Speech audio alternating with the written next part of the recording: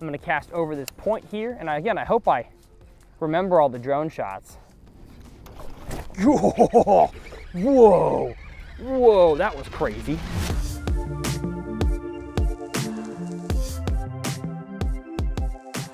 Well, how's it going, folks, and welcome back to Uncut. This is my favorite series on the channel because I get to just go fishing with the cameras recording, teaching you guys everything I learn and all the mistakes that I make. Nothing is cut out of this series. Now, I say that, then maybe speed ramps here or there, or if I gotta use the restroom, you know, there'll be a cut. But for the most part, I just get to experience fishing with you guys for a few hours here on YouTube. So I'm excited. Hopefully you are as well. Now, today we're on a beautiful lake called Maloof Lake. It's part of the private water fishing organization here in Texas. And if you're looking for a lake that's like pretty close to Dallas, I mean like 20-30 minutes south of Dallas, that has a whole bunch of fish you're gonna see in this video, this is the lake for you. I'm gonna, in a way, do this uncut a little differently than I've done in the past. I'm going to kind of take a whole bunch of drone shots after I break apart this lake to show you guys exactly what I'm talking about and why I'm fishing certain ways and certain lures.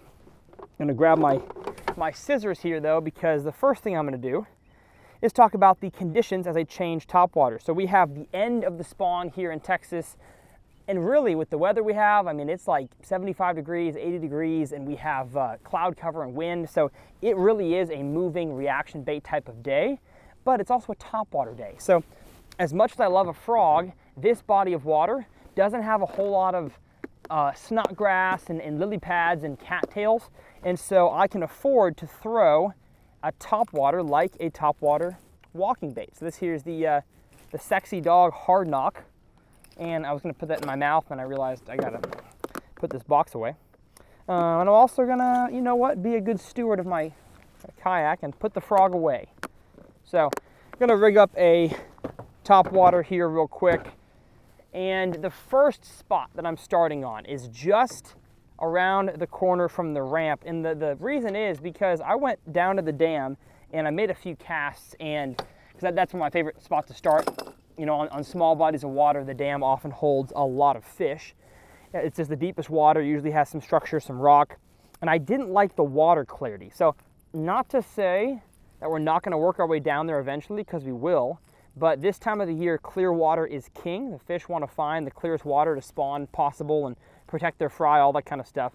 And so I'm gonna work my way up the body of water toward the shallower area. And especially because we have overcast conditions, I'm starting with a topwater, and a walking bait is my favorite topwater of all time. People ask me all the time what my favorite lure is. It's a topwater, but it is, I would say, it's a walking bait. Oh my goodness. Oh my gracious, we're gonna catch the bass today. I realize I've probably got to adjust this camera a little bit. Hopefully that camera looks good. And you know what? Now that I realize as I'm right-handed, this should probably be on that side. I don't know. I'm testing this whole thing out, because y'all probably can't see a whole lot of what's going on. Yeah, I may switch the camera angle. Either way, I'm starting by casting at a shallow flat with some lay down trees, as you see here on the drone shot. And first thing I'm going to do is just really make kind of a collection of casts. I'm going to make some casts really shallow, going to make some casts out to relatively deeper water until I get a bite that can clue me in on maybe where the rest of the fish are in this body of water. And one bite is luck, but two is a pattern. So we're going to try to get ourselves 2 bites and figure out what's going on. And if we lose the cloud cover, I'm gonna lose the topwater. I will not be throwing topwater long after the sun is up. Just, you know, from the end of the spawn until fall. Most of the time, the afternoon is not a good, and the sunny time is not good for topwater. At least as far as I'm concerned where I live, which is the south for largemouth bass. I know that smallmouth especially are a lot different, but for my situation, not a whole lot of topwater fish to be caught when the sun is beating down, especially in shallow water.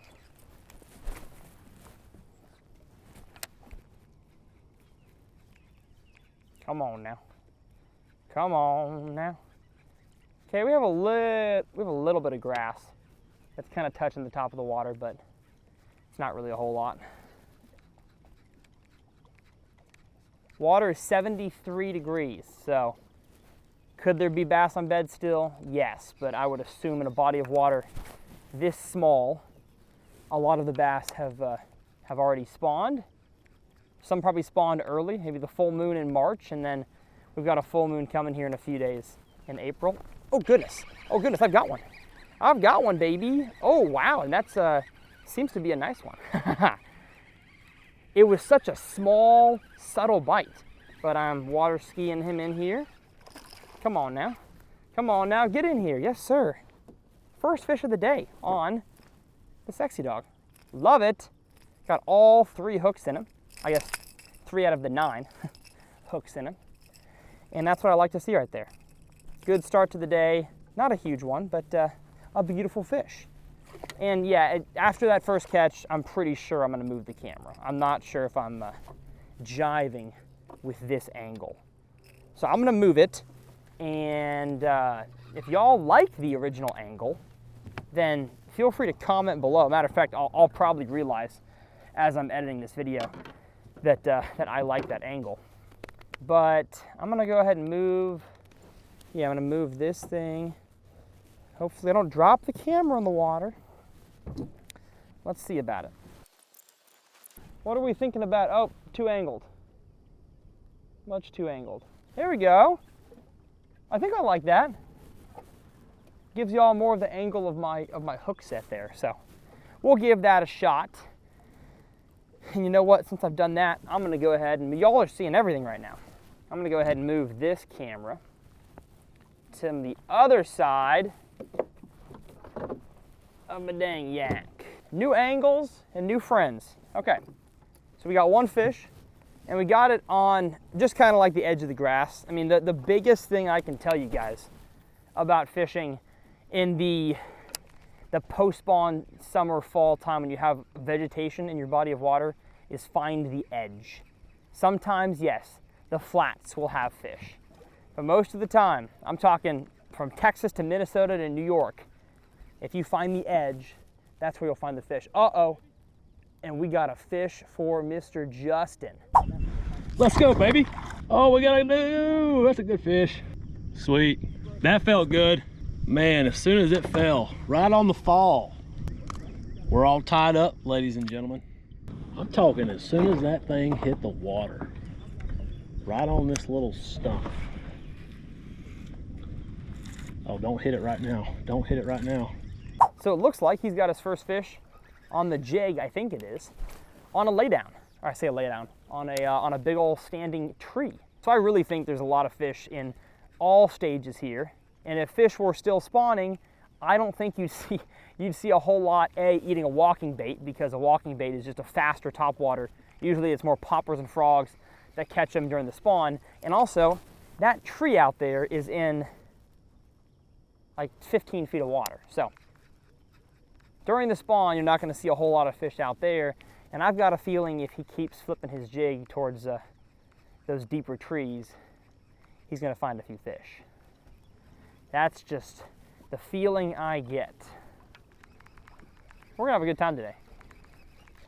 And I'm gonna take full advantage of the conditions we have. Like if we've got wind and cloud cover, the water's 73, I'm gonna throw topwater as long as I can. I wanna catch them on other stuff. I wanna flip a jig. I wanna maybe throw a drop shot around. But if I can, the conditions allow, I'm gonna throw topwater. Is that the best move to make? Like, is that the best lure possible? Maybe not. But I would assume it's not bad, considering I already caught one. Problem is the wind is blowing right at my nose, which is causing me to veer side to side.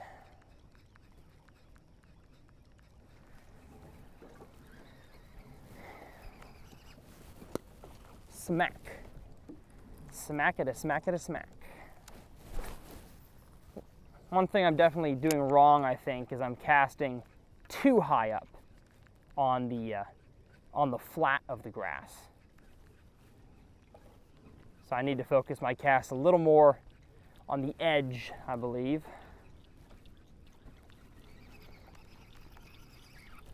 Which is probably out there, my guess.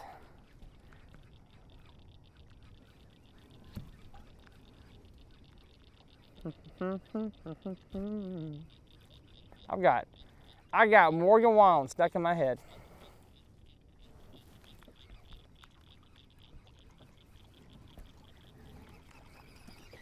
Man, the grass is growing all the way out here. My gosh. And one kind of sneaky tip for you guys is if you want to catch the biggest bass on topwater, throw the topwater deeper than you think is possible to draw a fish out of. Especially walking baits and ploppers. Yes, I'd love to parallel the bank and throw it next to laydowns and the edge of grass. But if it's not a frog and it's not cover oriented, you can catch the biggest bass by throwing it like further off the edge than you would normally feel comfortable doing. And man, with how windy it is, I honestly kind of want to throw a patroller. We got the full-size patroller now, the 120. And I'm not having trouble walking this thing, but it's not the easiest. I feel like if they're aggressive, they'll come up to eat that thing. It is so hard to work a walking bait from a seated position. My wrist is not used to going like sideways. I like to go down with it. And the sitting position doesn't allow that. Wonder if he's caught any more. He probably has. Hey, if you're watching this video right now and you're not subscribed to the channel, which is probably the vast majority of you guys, first of all, welcome. My goal is to help you guys catch more fish, become better anglers, and of course have a good time watching. But my main goal is to get you off YouTube, to go test these things out for yourself and go have a good time. But I assume some of y'all are watching this as you're doing the laundry, emptying the dishwasher, driving to work. And if you're driving to work, stop watching the screen, just listen. Listen to the sounds of your boy fishing. We don't want no distracted drivers. I don't want to hear that you got a ticket because you're watching my videos. Actually, that would be a funny story. I wouldn't pay your ticket, but I would enjoy hearing that as much as it would be sad for you. But you were so committed to the bit. Okay, you know what? It's a little windier than I thought. Oh, and Justin either has one or has a stick. Yep, here we go. No, that was definitely a fish. What am I hooked up on? Dadgummit. He ran me up under a log or something. This thing is not coming free. He's got a stick. Looks like he's stuck. He says he's stuck on a log. Does not surprise me. There's quite a few logs out here. This lake has a good mixture of aquatic vegetation and deep timber. And you know what? I'm gonna be honest. I'm a bit disappointed so far in the topwater production. Like now, I'm sitting here in my kayak and I'm now seeing how shallow I'm actually fishing. Now the grass might not be that shallow, but the bottom might not be, but the grass is reaching high. So I probably need to find wherever the edge is and focus on that area. Which if I'm looking at my live scope, it's 30 feet that way. So kind of making casts out here is a better area. And you know what? If you heard me say the word live scope and you're about to click off this video, I'm probably not going to scope a single fish today. I'm just using it to tell me where the grass edge is, so I don't make 50 worthless casts in a row towards an area that just doesn't have any fish, or it doesn't have the potential to have fish, I should say. I wouldn't be surprised if I see a fish on live scope and I throw to it and it eats, but for the most part, I just use this thing to pan around and look, and oh, there's a stump over there. I didn't know about that stump. And that to me doesn't take away the mystery of fishing. Not even in the slightest. But you know what does take away my happiness is I haven't caught a bass in a few minutes. I wonder if it's just this side, or maybe I need to go with the wind.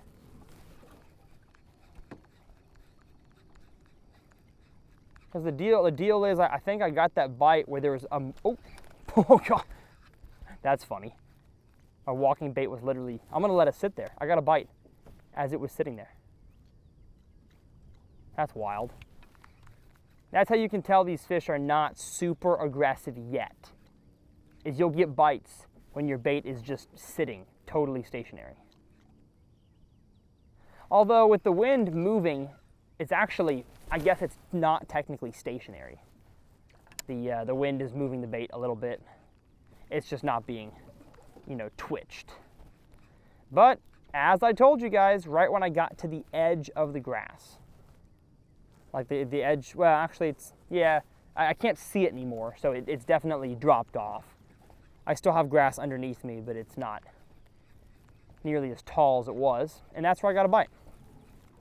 And the deeper that drop is, the harder it is to pull fish on topwater from the depths to come up and eat it.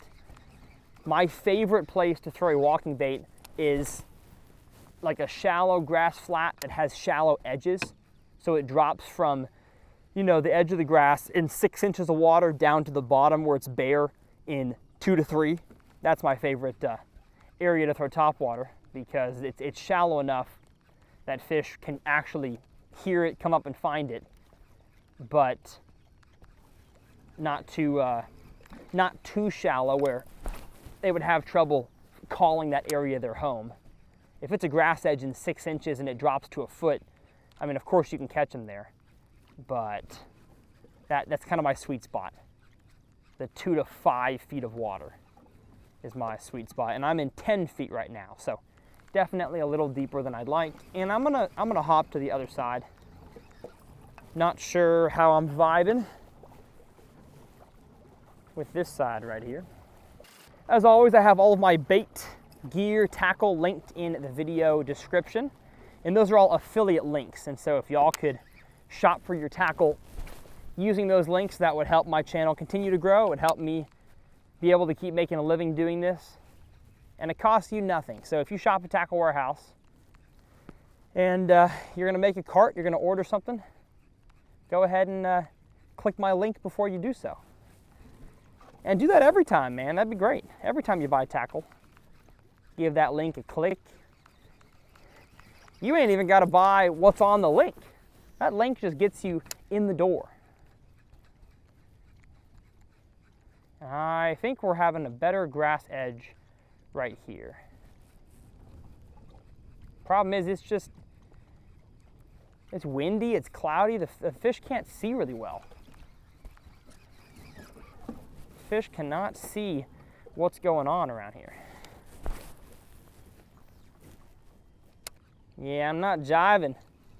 I'm not jiving with this. I think I gotta find me some shallower water and a better edge. So I'm gonna poke all the way up. There's a grass point that I really want to check out up here. And I'm gonna pan around as I look, just to see what I can learn about the body of water. I'm not even looking for fish. I'm just panning as I learn, and I'm kind of seeing the channel comes up through here.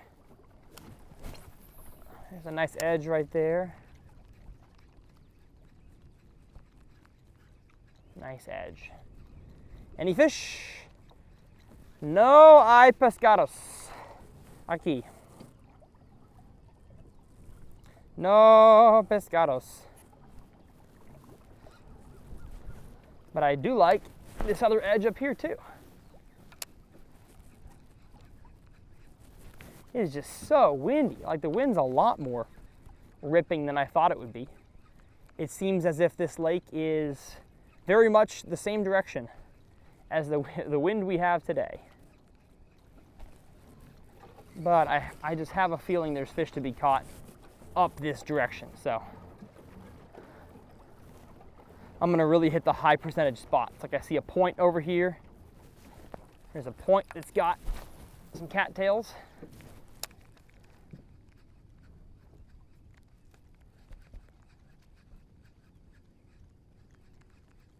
What the heck? What in the heck and heck? I wonder if, oh, hey, oh, I missed him. I missed him. I wonder if Justin's caught any. If that is not a fish, I don't know what is. Yep, fish. Oh, yeah.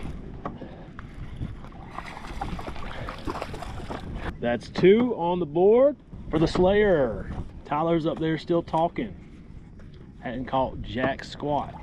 Oh yeah, freaking choked it. Number dose. I'm telling you. Here we go. Here we go. Oh, that's a nice one. Oh my gosh, yes, yes, yes. No, no. Oh, oh my gosh. No. What happened? Oh no. Oh no. Dude, you've got to be kidding me. What the heck? Maybe he lost one, or he lost his rod? I don't know. Hope y'all are enjoying the Justin cam. He's a very powerful man, native and bona fide. He makes all the decisions, or some of the decisions.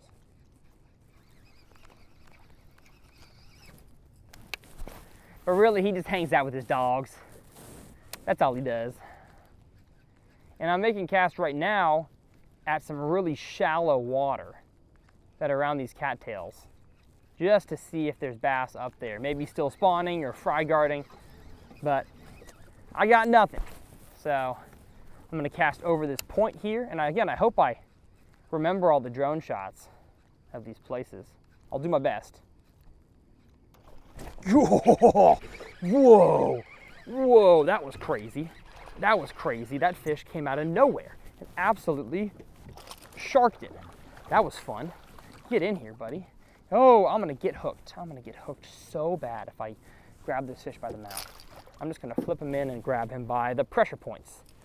Hey, got us one, baby. All right, so there are fish shallower than I had expected, but there's not a whole lot of grass there. It's kind of an open sand spot. So that could be part of the deal as well, is that that fish was using the point of those cattails as an ambush spot. And so if there was a lot more grass there, he might not have been there. Very cool, that was fun. Hopefully that camera back here captured that bite, 'cause that was fun. Fish was aggressive. But just like so many fish in Texas during this time of the year, man, they are skinny. They are skinny because they just spawned. They are tired. They ain't had nothing to eat in a while. And so they might be aggressive, but they're not very healthy. But they'll get there. They'll get their money up. That was cool. That was cool. Although actually, now that I get up to this point, is it a sandy spot? No, it's not. Well, I don't think so. Either way, it's a grass edge or a clump. Something the fish could use as an ambush point. Super fun. And I'm pretty sure as we get up to this northern area here, it's just a big grass flat. Maybe with a channel in the middle. But the farther north, really the farther north you get on a lot of bodies of water, the more river and marshy-like it becomes. Usually, I mean, it's kind of common knowledge, but on you know, big bodies of water. The north is the rivers and the marshes, and south is clear water and the dam, at least as far as like man-made reservoirs go. And this one is no different. Even though it's a private lake, it still sets up the exact same. And we got some grass on my prop. Come on now. That's the one problem with so many of these Texas lakes is there's a lot of grass. A lot of grass in them, which requires me to be a little more cautious about how I paddle. But this is uncut. Come on now. And there wasn't even that much grass. It's just a little bit, just a wee bit. But it wraps in a circle and does not allow you to go nowhere. Oh, and the sun's poking out. Okay. Sun is poking, baby. Oh gosh, did I just suck it in again? We're good. We're good. So sun is poking out. I don't think it'll be here for long though. I still see plenty of clouds. And I should catch one there, right on the edge of another point. But it looks like, from what I can see, this little area over here, kind of shallow, kind of dirty. I think it's dirty at least. I'm gonna go investigate. Investigation station. But yeah, we got a really shallow, dirty pocket. And that could be due to multiple things. Could be the wind had gassed in there and it stirred up the bottom. Could just be a muddier area, so any wind at all stirs up the whole ecosystem. Or C, it could just be so shallow that I'm seeing the bottom and it's not even dirty, but I think it is dirty. Matter of fact, I think I see a mud line right here, so I'm gonna make a long cast with the walking bait along this here mud line. And as I got up to the north side of this lake here, or I guess south side actually, I just realized that my wife and I, when we were dating, filmed a video here in kayaks. I'll put some footage on the screen right now. And she caught her personal best, or what was then her personal best bass, right over here, on this tree over here. So I had, honestly, I make so many videos, I had forgotten about that video and where we filmed it until I saw those trees. And it brought back some fond memories. Some fond memories it did. Come on now. Come on now, fish. I'm fishing a perfect little edge.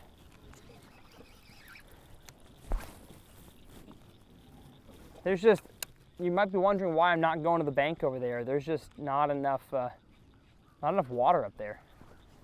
It looks like it clears up and maybe deepens up here. Oh man. This is what happens to a walking bait when you have wind. Your braid catches the hooks, especially if you let it sit there or do big long pops with it.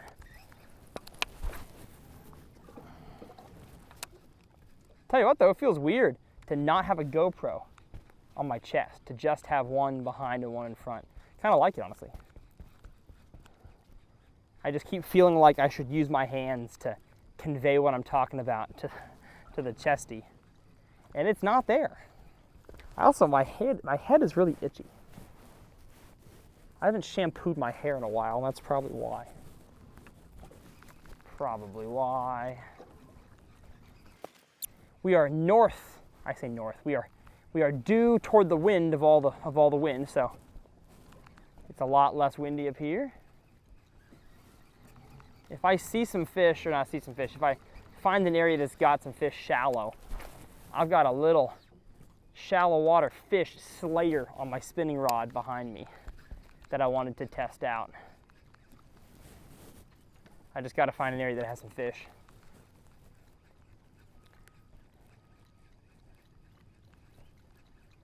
And now I'm all the way up here to an area that possibly somebody else owns, not the same property owner.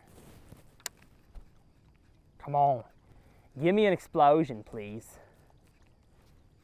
Can you just explode on it? Please.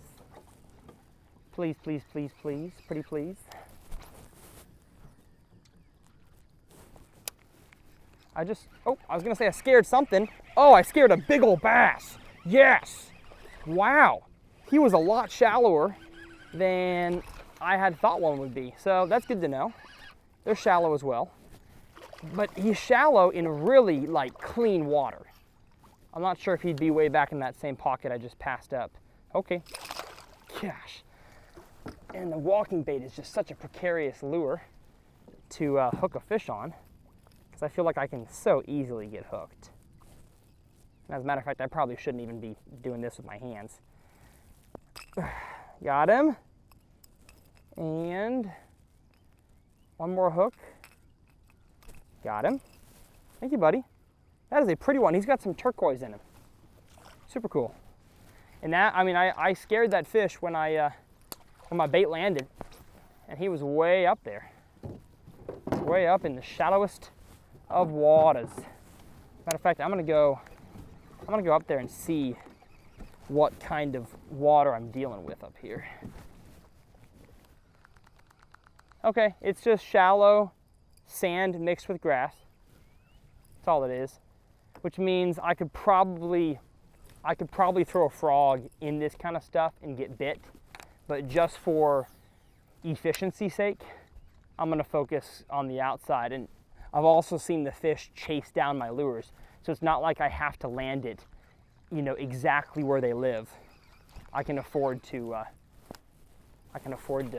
make casts close to them, and they're gonna come chase it down and find it, which is a telltale sign that they are done spawning. If they're on the bed, they're not really in the mood to chase something down and come eat it. But if they're post-spawn, they will.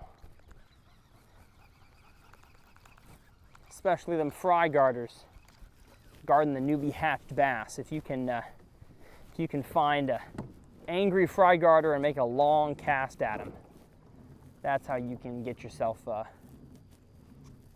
good chunky bass. And man, I kind of want to fish over this fence. Like, I'm sure this fence is here for a reason, but come on now. Looks like a little bass pen.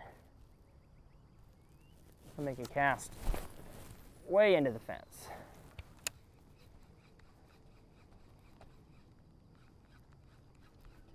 Oh, I'm gonna catch like a 7-pounder and have to flip him over the grate here.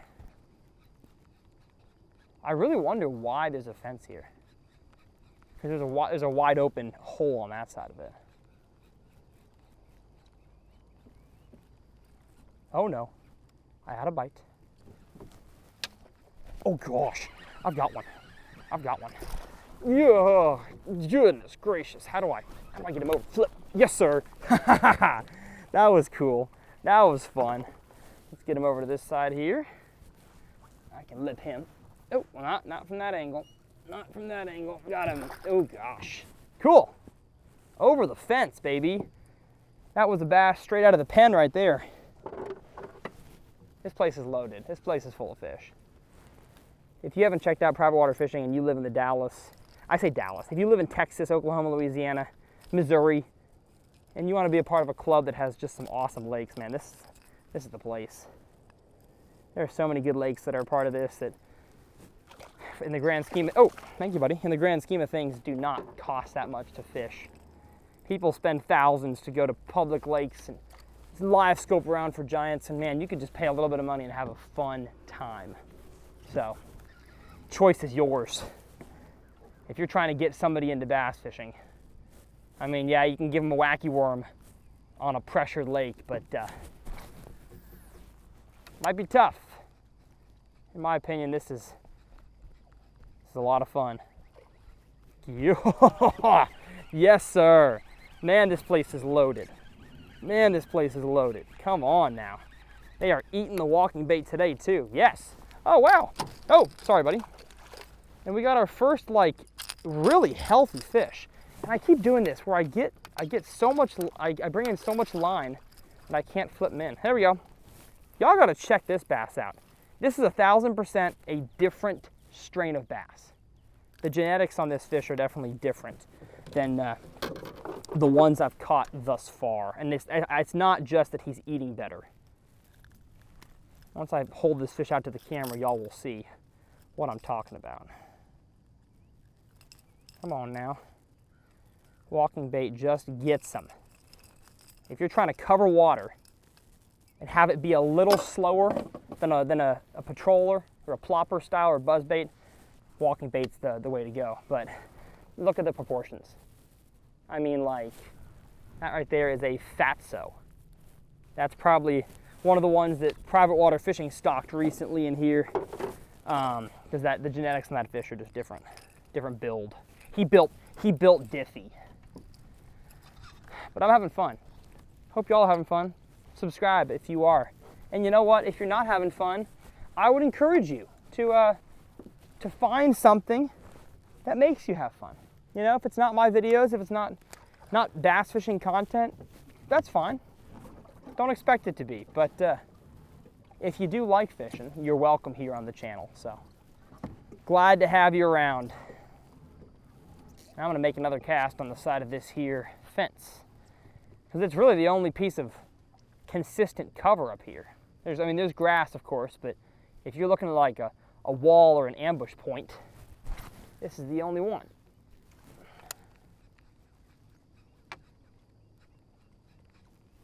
And this seems like the kind of place there'd be multiple fish.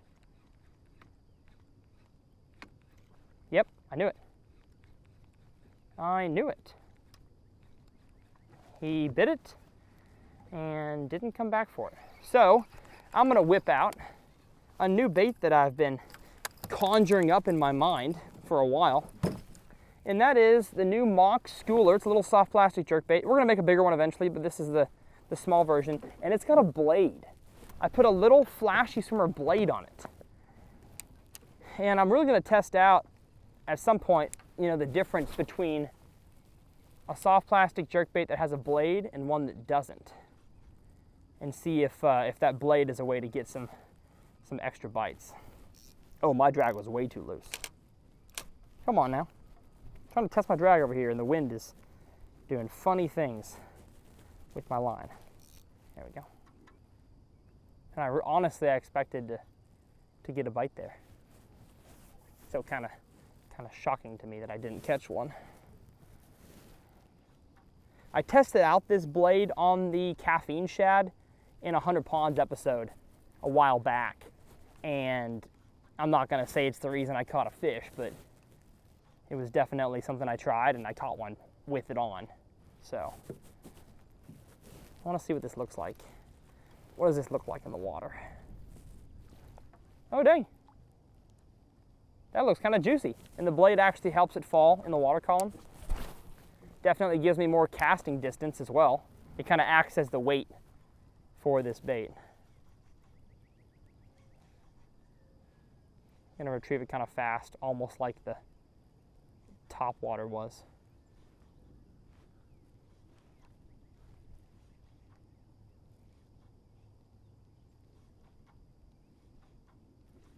All right, I'll come back to this, I will.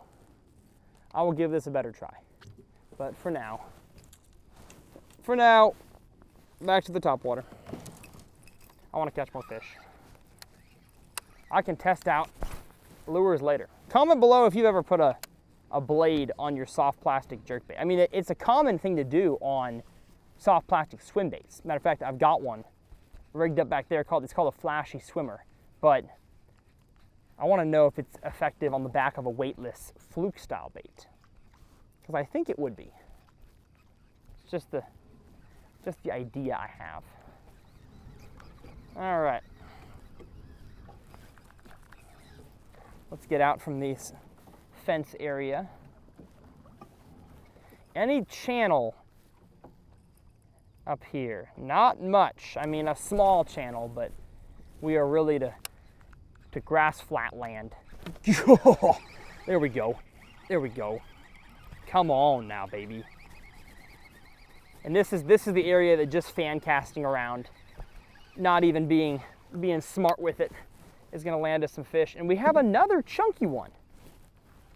And man, it seems like all the small ones are the new genetics. So that's good to see. I just hope they grow bigger than this. Maybe this is like the second year class of these fish. Heck yeah. Thanks, buddy. They look like, honestly, they look like Camelot Bell, which is if you're not from Texas, it's a southern strain of bass that are really thick and healthy and kind of genetically modified. Justin's calling me. Yes, sir. What's up? Hey, hope I'm not interrupting. Oh, you're good. I got a stud over here. Do you want to come get some content real quick? How big?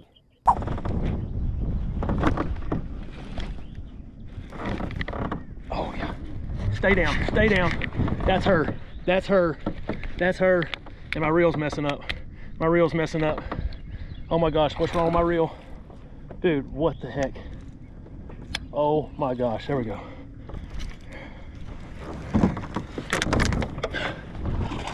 That's it. That's it. That's it. Come here, baby. Come here. Come here. Come here. Oh, let's freaking go, bro. Oh my gosh.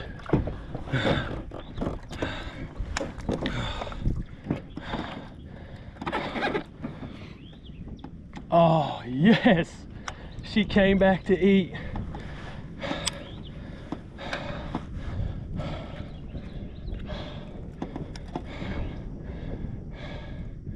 Oh, yeah. Well, I'm sure you saw on the Justin cam that I just found out about, he caught a big one. So we're gonna make our way down there. He wants to do some social media magic. And since y'all are viewers of the channel here, I'm not gonna lie to y'all. Sometimes, for marketing purposes, you hold somebody else's fish. Because I'm one of the faces of Native kayaks, and so if they need a photo of one of their influencers, and I hadn't caught one yet, not that I wasn't going to, but guess what? He's got a big one, and so that's how the world works. You ever seen your favorite pro angler swinging a fish, spraying the camera with the fish out of the water? They didn't catch that fish. No. And they sure as heck didn't catch that fish just then. They caught that fish hours before, they stuck the hook back in the fish, and then they flipped it up in there. They probably didn't even catch it on the lure that they're taking a picture with. So, welcome to how marketing works. Slightly deceptive, I guess, but I mean, like, it's not really. I'm not claiming to have caught it, but I'm holding it for the release and getting a video of the big fish. So we'll do a quick cut and get on down to Big Fish Justin. If you don't tell nobody, I won't tell nobody. Beautiful. All right, what you need? Oh crap. Well, oh God. I was like, shoot, I didn't get a picture with it. Oh no. I tried to grab her, but she was gonzo. Well, after a little bit of social media magic, talking about the kayak and releasing the fish that I didn't catch, we're back up here to the north. I keep saying north, we're on the south side, technically. And the good thing is, in that time it took me to do some social media work for Native, the cloud cover didn't leave. The wind did grow stronger, so even all the way up here, we have a decent amount of wind to deal with. But like I mentioned, this whole area up here doesn't really have, I mean, a tiny bit of a drop, but the channel has kind of dissipated. And now it's just a big old grass flat that's in the perfect depth for what I like, at least. Now, I don't think I'm gonna catch any giants up here. He caught that 6-pounder, we're guessing, didn't have a scale, but on the deepest, nastiest tree in the whole lake. which makes sense that the biggest fish would call that home. So I'm not ruling out big old 6-pounders way up here, but man, if they're already post-spawn, they're already getting into summertime patterns, they're gonna be closer to the main lake. So I've got a shoreline area, unless he's fishing it, which I don't see him anymore, so he probably is. Then I could probably catch them because it's closer to deep water. How about way up there? Calmest water we got. There he is. There we go. Just had to get in some more open water. The fish are not really around the edges of the snodgrass. Gonna burn it in here. Oh gosh, he flung some grass in my eye. Ah, yuck. Thank you, friend. I feel the grass in my eye right now. Please don't hook me while I'm partially blind. Ah. Oh, and I see a little area right up here that I'm gonna catch some at.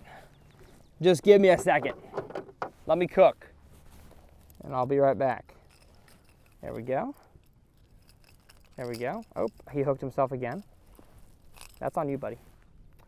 Oh, I keep forgetting to do the ice cream scoop. Dang. I promise y'all, I didn't forget about it. I just haven't. Actually, you know what? I did forget about it. I haven't done the whole ice cream scoop thing in a while. Next bass, that is an ice cream scoop bass, a single scoop.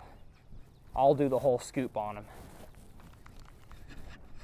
Oh, goodness. The wind is even gassing up here. Whoa. Whoa. Yellow. That was crazy. They're just out here in the open. That's fun. And if it was not cloudy, but windy in these conditions here, you know, the water clarity, the grass. Oh yes, there we go. Oh, I knew there'd be fish up here. I just knew it. Yes, sir. A grass flat on the north end in the spring. Yeah, I thought so. Oh, and that's actually a much nicer fish than I thought. Bring it in here. Bring it in. Beautiful. Skinny though. This fish does not have the same genetics as some of the other ones I've been catching, but still fun nonetheless. I just want to catch some bigger ones. I got to put some bigger fish on the scale for my Fishing Chaos tournament.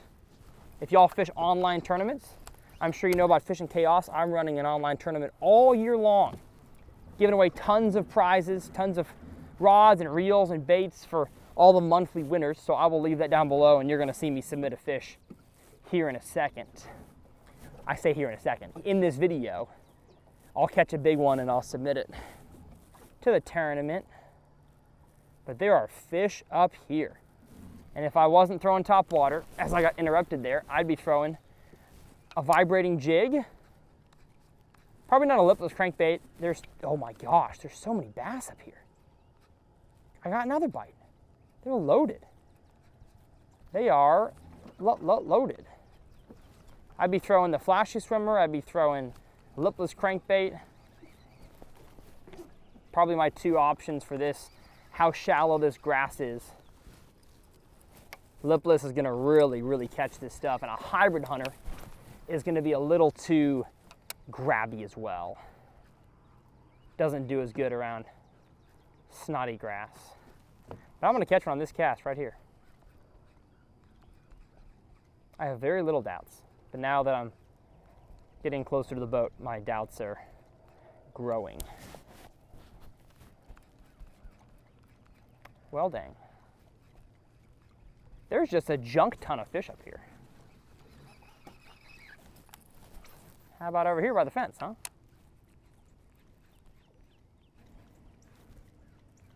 We got a lot of cows around here on this property. A lot of moo cows. As I called it as a kid, I called them all moo cows. And these fish were loaded, but I must have exposed them, and now they're hiding. I want to get a cast way up there. Again, I have no idea how Shallow it is, it's probably about the same as what we're dealing with here. You know, 3 feet deep, but the grass comes all the way up to 6 inches below the surface. Gosh, dang it. The bite was so subtle and I barely set the hook on him. Oh no, my braid. My gosh dang braided line. Done did that thing it does. All right, let's catch him this time. Nice and slow as my follow-up cast. Nothing on the follow-up cast, so now I'm gonna use a follow-up lure.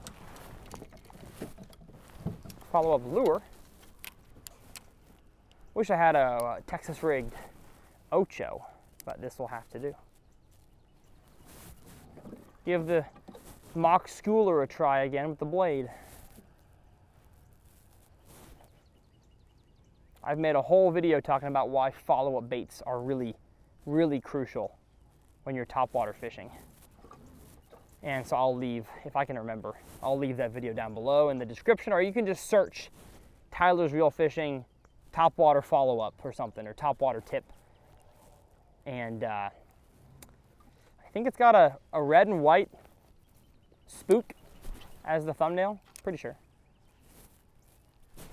There's one. Yes, sir. Yes, sir. As soon as it hit the water. Yes, that's fun. On the dang schooler, yeah. And now we're back to the good genetics. Now we're back to the good genetics. Get up in here, I think. Well, he's kind of skinny. Yeah, yeah. And I can't help but think that the blade had something to do with this fish eating. I mean, yeah, I catch a lot of fish on weightless soft plastics on the fall. That's nothing new, but it's got a blade on it. So as it's falling, it's got some action to it. Some flash, something a little bit cool. And if you're curious how I'm rigging this, I've just got a little 2/0 wide gap hook to the schooler, and then the blade, so basically I'll rig the nose of the bait first, I'll slide the owner flashy replacement blade, and then I'll hook my bait. So the blade is free swinging underneath. And stays on pretty well. Have not lost one yet, even in my testing of that pond the other day. 2 casts in a row. Gosh. I guess when you find a spot that they're loaded in, this can be a great way to rob the bank. Oh, what a nice fish. Nice one. Goodness. Chunky, healthy one. Come on now. Yes, sir. Look at that thing. Whoa. That bass is so fat.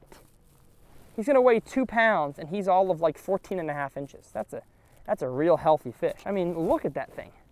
Super cool. Thanks, buddy.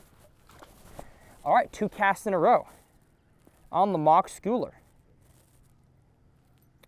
Little soft plastic jerkbait we made. If you like soft plastic jerkbaits, you'll like this one. So I'll have it linked below. It is a finessey version though. So it's a spinning rod only bait for now, but as soon as we get a larger size extension, it'll be such a good bait caster bait as well. But if you're a live scoper and you like to shake the minnow, it's also a fantastic bait for mid-strolling and hover strolling. But I'm just having fun casting it out there over a grass flat, giving it some twitches. That blade is pulsating as I'm twitching it. And I can't help but think that got those 2 fish to bite. I'll also leave the blade down below if you want to build your own version of this. Gosh, we're catching some dang bass today. So again, if you're not subscribed, I hope I've proven by now the worthiness of the subscribe today. And even though I talked about liking to fish the grass edge, when it comes to a soft plastic jerkbait, a grass flat is a really, really good place to fish one. I mean, if fish are cruising in and around an area, it's got holes in the flat. Yeah, you can throw a lot of different baits, but especially a soft plastic weightless or belly weighted jerkbait. Primo technique to catch some bass. But I think we've exhausted most of the fish in this area. I'm realizing now that the place I caught probably 4 right here, 2 on the schooler and 2 on Topwater, is actually deeper. It's like there's a ridge back here where it gets shallower, and it's shallower on this point, but it's deeper right here. And so this is definitely a good area to make longer casts to in the future. And I could probably even come back here later on today, and this kind of area would be an area that reloads with some fish. And that cow is peeing like a racehorse, like a cow horse, peeing right in the water. Hey, I'm fishing here. Inconsiderate heifer. Not thinking about me, huh? Although we don't think much about them either. I'm sure that one's gonna be in the grocery store soon. Well, I'm having fun.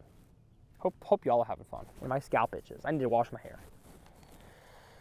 Need to wash my hair. Feel like in all the uncuts. Nope, nah, grass. How time has flown. There we go. There we go. Yes, sir. And that is the benefit of having the micro anchor, is that with a touch of a button, I am anchored down. Don't have to throw the anchor out, mess with a rope, and I can make casts back towards good, productive areas. And I'd like to just lose you right here because you're not hooked very well. Well, he's not getting off. Just a little wee 2-pounder, maybe not even 2, pound and a halfer. And you know what? Oh, I would do ice cream, but he's got sores right where I would do the ice cream scoop. So we're gonna pass on that for now. A few more casts out here in the open. There's just so many fish in here. This is fun.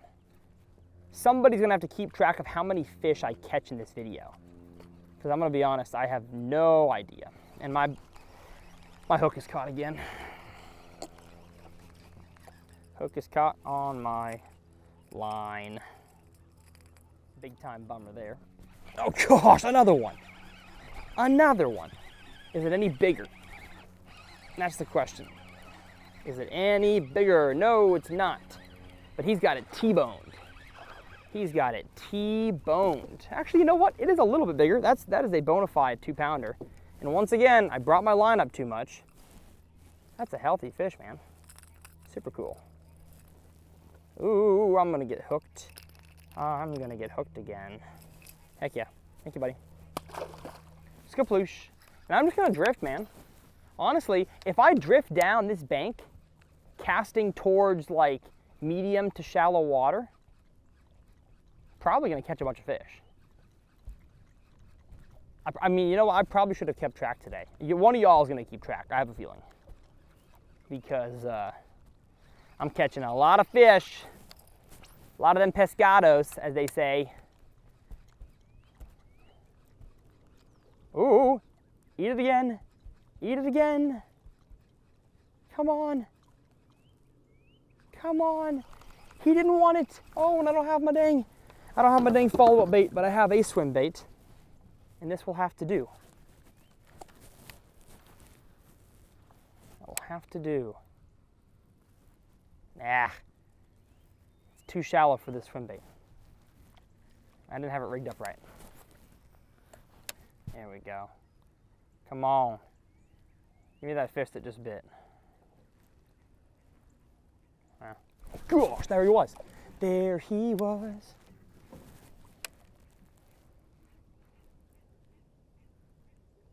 That was fun. Except the fact that I didn't catch him. He was right here. He was right here. Right next to the bank. Didn't catch him though. He's a tricky little guy. I gotta get my caffeine shad, my schooler rigged up again as my follow-up bait. And I also gotta get out of here. My pedal drive is gonna be so bogged down because I've drugged myself through the sludge. So yeah, I'm gonna take a second here and recoup myself. First, I'm gonna get my paddle. Get myself out of the thicky nasty.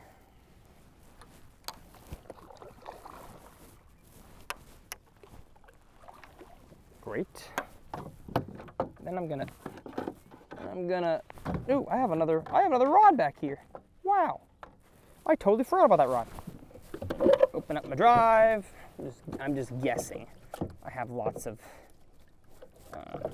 come on, it's so hard to get this drive out. Oh yeah, it's gunked up. It is gunked up. There we go. Great. And now it's back to, ooh, I also got to clear my live scope transducer. Yeah. Again, I really wish somebody would make a quick disconnect cable. It's like a waterproof connection for live scope so I could actually disconnect it. Because I don't always want to have scope on my boat. All right, we got to get ourselves a little schooler here. There it is. And I hate this black box. The old Yak Attack black box is not very easy to work with. All right, we got ourselves a new schooler. Let's go ahead and rig this bad boy up. In order to rig it up, you got to take the blade off. Then once you rig the nose, then you put the blade back on, and then you rig the softy plastic. There we go. All right. And we're back in the biz with this bait as we drift. I'm gonna go ahead and pull us down again, and the nose is gonna swing the exact direction I'd like it to. Let's see. I'm having fun. Lots of it. Oodles and goodles of fun. Like I said, I'm the Titan X kayak today from Native. It is just, it's the most stable, for a 10.5 foot kayak, like I've got so much room in this thing to move around. The seat swivels, which is a game changer. It's awesome. So I'll have a link below. Real happy to partner with Native going forward. I've been with the whole Bonafide Native family for a long time, but they wanted me in the Native, and so I wasn't gonna, you know, say no. And another big sponsor on the channel that has been with me for a few years is Blue Storm. And they make some of the most cool, I mean, of course, coolest designs, but also most reliable PFDs out there. So they've got the auto inflate ones like I wear here that have the canister, and you can also pull to inflate. And they've all, oh goodness, there's a big one. At least it's bigger than they have been. No, he's not even that big. Dang. The way that he ate and was fighting, I thought he was a giant. He's a nice one though.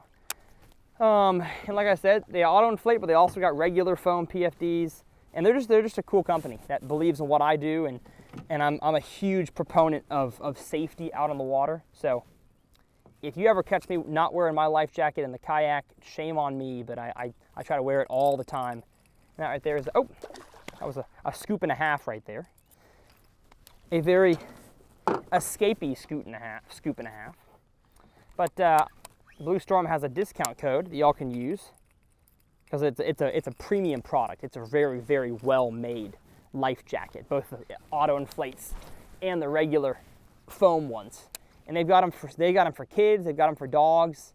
There's all kinds of colors and shapes and sizes. And this is the Cryptek Camo collaboration. So show me another life jacket that looks this cool and is Coast Guard certified. And I believe they're also Coast Guard certified even if they're not on your body, like just having them in your boat, at least in Texas. They're Coast Guard certified. So if you're in the market for a life jacket, or somebody in your family is getting into kayak fishing, or just you're an older guy who wants to be safer on the boat, get yourself a Blue Storm. Because I'm partial to the company, because they sponsor me, but I know the people there. I've had lunch with them. I've been with them. They're great people. So the code I think is TRF 10. TRF? I don't know. I'll have it down here on the screen. Oh, I think it was probably on the screen. Enough talk. Catch a fish. What a bomb cast. If they're up shallow, I'm catching one there. I've got a video coming out pretty soon talking about why this combo here is my favorite all-around topwater combo. It's like if I'm kayak fishing, this is the combo you're gonna see almost all the time. 7.3 medium heavy Mach 2, and you'll see why in that video. I don't want to spoil it now, but the video will be like one rod for all top waters or something like that. And it's pretty cool. I talk about all the top waters you can throw on this rod. I talk about why I choose this length and this action, why it fits all top waters at least decently well. And as you can see today, I have no idea how many fish I've caught using it, but a decent amount. And I'm fishing it too fast again. I'm getting excited. All right, power pull up.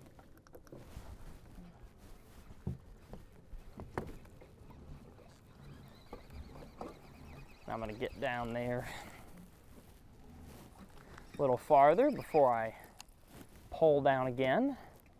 See if I can land it in the tree. Nope, close. Right next to it, but not in the middle. Yeah, that's the tree that my wife, then girlfriend, hooked her kayak up to and caught some fish.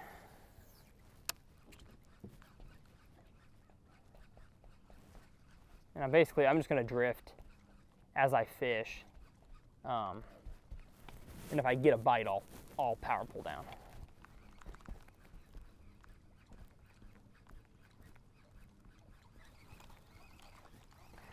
You know, growing up in bass fishing, I always heard anglers talk about, oh, you know, the fish need the bait coming downstream because that just makes sense because the bait fish and stuff wouldn't swim upstream.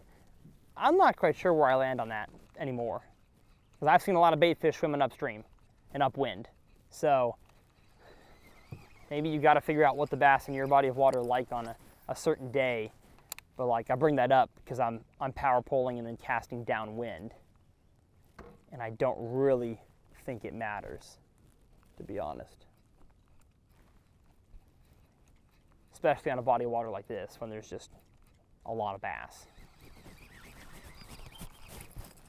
And so I'm working my way back down here.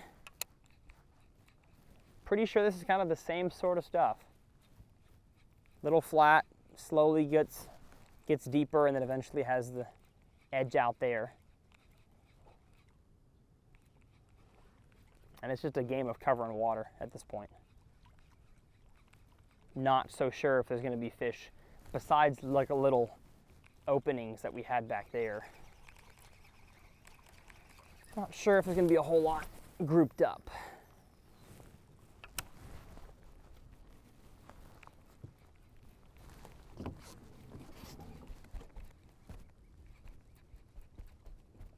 One thing's for sure, I don't think they're up on this flat.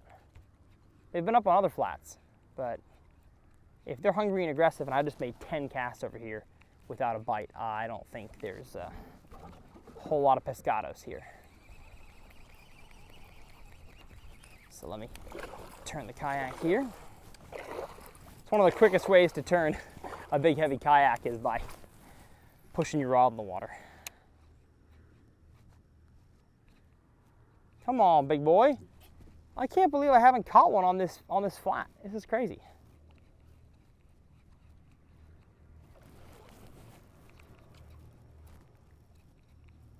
Crazy. I catch them on other flats. I caught them on flats out there. Now, that flat was a little deeper, if I'm being honest.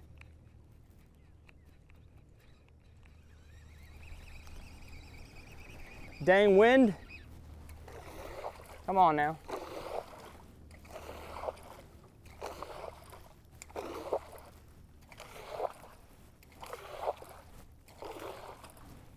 Am I power pulled down? No, I'm not. Okay.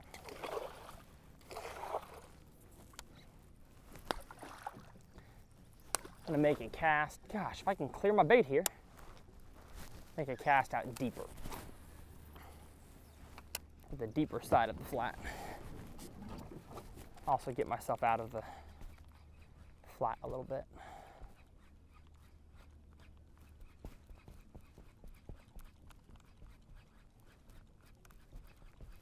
I didn't even check bass forecast today. I should have checked. I guess I'm catching enough fish. I pretty much well know if it's post-spawn and it's cloudy summertime, getting there, post-spawn, there's gonna be fish eating a topwater. Like, that's just a given. Should be, at least. And I'm gonna catch one on this point. I should, at least. Wind-blown point. I see some either shallow sand or shallow grass. What? Nothing? Dang. Crazy. It's pretty bonkers. Pretty bananas. B-A-N-A-N-A-S. Make one cast over toward this tree over here.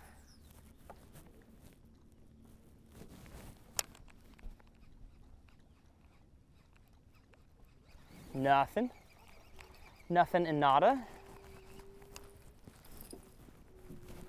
Make another cast over this point while I make my way over it.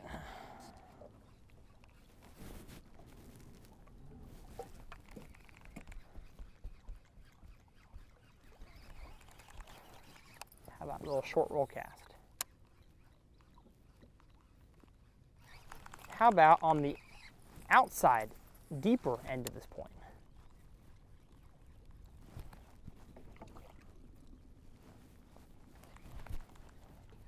Nothing. Son of a gun, man. You know what though? I don't quite believe that. I don't quite believe that at all. I'm gonna power pull down. Power pull down, and I'm gonna rig up the rod that I've had sitting down here on my right side for a while. Because I feel like it's primed to catch one, which is a jig. A jig of jigs. The jig of jig and Lord of Lords. Gonna have to check my line though. I feel like this rod got all beat up somehow. We're good. Little 1/2 ounce jig. Gonna have to get myself a crawl. Dang it. Keep doing that.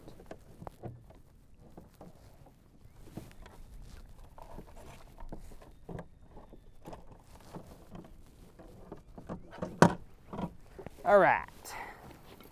Open up the little Evolution tackle bag. Find ourselves a mock craw in the right colorway, which is, do I even have one? Yes.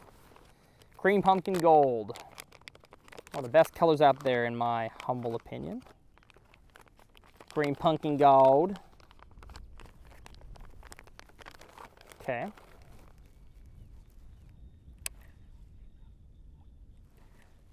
And I don't even know if this grass edge is harsh enough to throw a jig, to be honest. No, it's probably not. Catching a decent amount of grass here.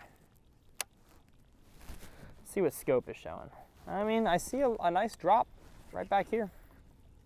But if I catch a whole bunch of grass on every cast, I'll save the jig for a later time. Yeah. I need a cleaner edge. Yeah. Too much grass. I want to be able to rip it out, Minnesota style. And I'm also thinking that it's ripping all the bait pop off. So I'm not sure how effective it's actually being. I need one more rod holder. Gosh darn it. That's what I need. And I don't have one. Big bummer. Okay, back to the walking bait.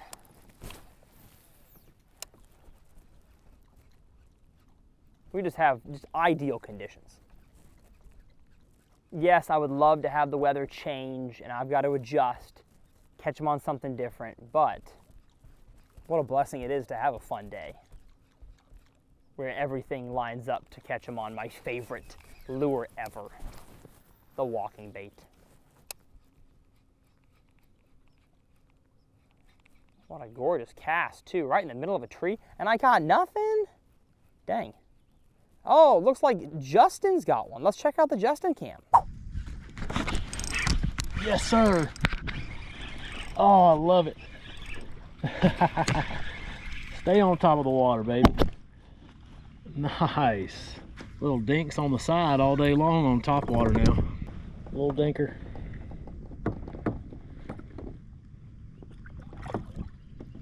Well, good job, Justin, catching him a bass.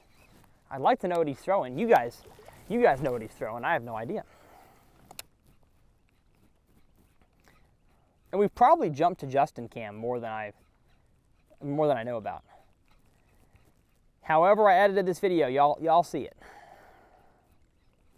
What a fun place. If y'all, like I said, this is so close to Dallas. It's got so many bass. It's just an easy, fun time.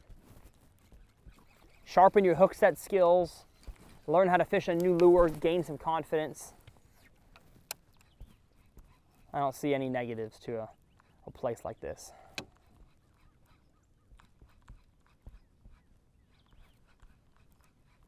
I do, though, see that there's more fish up there than there are down here. Even on the edge, I'm seeing more fish, or I'm not seeing.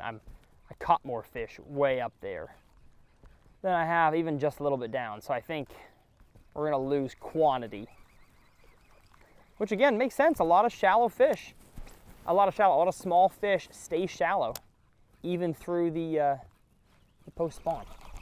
There's one. Gosh, right on the end of my cast, I gotta reel all the way in. Really fast to get his attention and then slow. Hopefully he's in the area.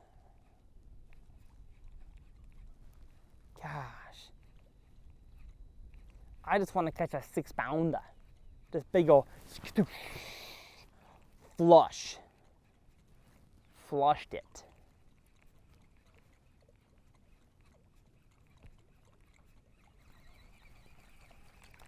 That goes to show there are probably fish to catch out there. So realistically, I could power pull down every 30 yards and fish for 15 minutes and work my way all the way down. And that would be the most effective way to cover water. And honestly, probably the way to catch the biggest fish. Probably. Is just fish slow, cover water meticulously. You might just get the aggressive small ones if you fish really fast.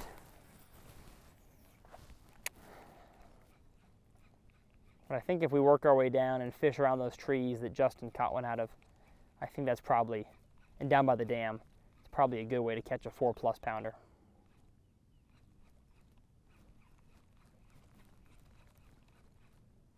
I also wonder if, like, yeah, the cloud cover is still here, but the topwater bite, because the fish are used to not being this active this time of day. Maybe the topwater bite kind of dies. I hope not, and history would tell me that's not the case. But I do want to see if I can find that grass edge out here. It looks like there's a hole there. Yeah, there's 100% a deep hole there that I did not know about. Off of that point that I just fished, there's a deep hole. It gets to like 15 feet out there. And then it rises up right here again. So I'm gonna spend a little bit of time fishing this open area. That again, I wouldn't know about if it wasn't for scope. I'm not scoping, I'm not looking at a fish. I'm just finding a good, deeper area. And I'm gonna kind of pitch the jig around.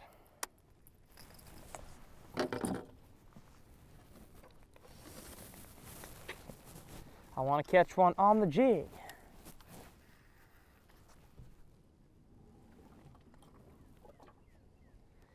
I want to catch one on the jig. Definitely got to work on my sitting down hook set. Maybe this will be a good chance to work on that. Oh, Justin's got another one. Or no, he doesn't. Yes, he does. You know what this most reminds me of? Oh, I just had a hit. Man, my drag's not set. Oh, yes, dude. Come on. Oh, he's covered in grass. Oh, no, that's fun. That's really fun right there. Does not look like a large one. I just want to start getting on a jig bite. The jig bite in Minnesota is so fun in the summer. Gosh, I love it. You're just flipping in there, hop the jig, donk, and it's, yeah, 4-pound largie. Gosh, that's fun. So much fun. All right, we'll get on a jig bite. I just don't, they're not on that little drop. Usually with a jig area, you know pretty quick. They give you a bite pretty quick if there's a gaggle of fish in the area. Come on now. Thank you. Where's that grass edge? Right over here. I've caught so many fish at this point, I just want to catch a big one. I could care less about little 1-pounders. Give me 3 pluses, please. Which may require not throwing a topwater. And I'm okay with that. I've come to grips that the bigger ones might not be topwater eaters today. I want them to be, but don't think they are. Well, I'm gonna make a long cast. I'm gonna stand up, make a long cast to an area that he hasn't gotten to yet.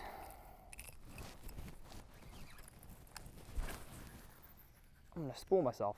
There we go, what a cast. There's no way I don't catch one. No way.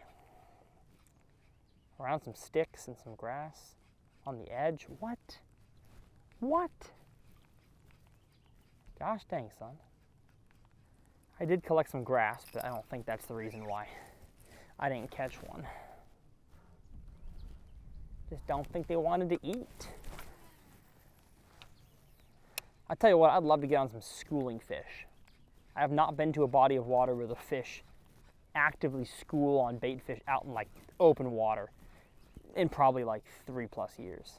Like I would love to experience that again.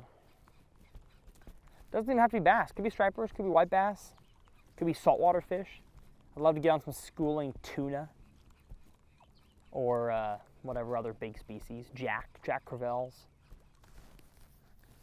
giant trevally. Giant trevallies in Australia. Good old giant trevallies. Had to make another cast up there at that stick. Nothing. Nothing going. Nothing going over here. Is there a drop anywhere in this grass? I think there's a cut somewhere. I'm just kind of losing my mojo for the topwater. Okay, as I say that, I get a bite. I gotta say stuff like that more often. Man, this bait stinks.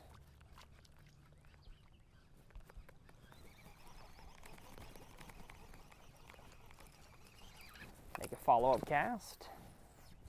I did not even hook that fish. He totally missed, so it's possible he eats it again. Also not. Possible he doesn't.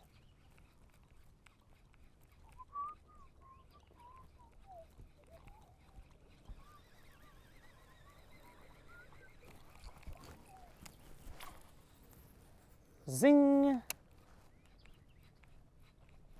Gosh, I think it's a big one. Yes, it's a nice one. It's a nice one. And he's swimming at me. I could be wrong, but I'm pretty sure it's big. No, it's not. Dang it. It's just the same size as the rest of them. Maybe like half a pound bigger. Half a pound bigger, but not a big one. They look so big when he bites. He's smaller. Gosh darn it. He's a little rinky dink. Not even close to the size we want. He just exploded so hard. And then started rolling, and I was like, oh, big head shakes. Nope. Just a little guy. Just a wee dude. Got him pliers. So one thing I'm trying to get better at is using pliers to get fish off. After hooking myself 2 years ago, I have a new perspective on life. You still going back here? Heck yeah, let's go. We're catching the snot out of some of these fish, let me tell you. Just had to get in a good area. If I got 2 bites right there, I should probably fish. I could probably find the edge here that I'm catching these, or getting these bites on, and fish a jig around. You know what? That's what I'm gonna do. Because I want to catch them on a jig. I should put this down for a second. Grab the jig. Find myself the weed edge, which is, well, there really isn't a weed edge, except for like behind me. I have a weed edge over here.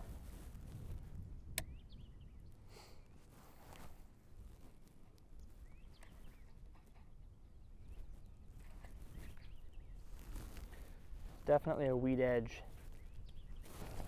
There's one. Oh, grass. It was grass, but that's healthier grass. That's one thing I'm seeing with this jig here, is the grass is healthier. And that's what I need if I'm gonna be fishing a jig. I just gotta get myself farther out in the open.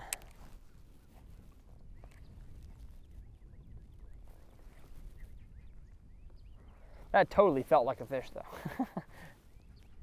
Very much felt like a fish. But alas, it was just some weeds.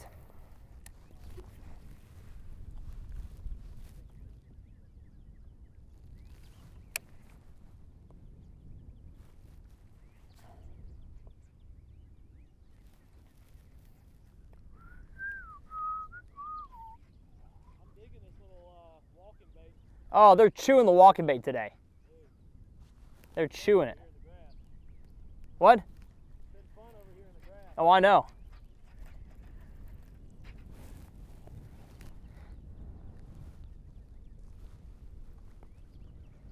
We got some grass out there. I just don't like the angle that I'm at. I can't seem to get parallel with the wind. Just floating perpendicular.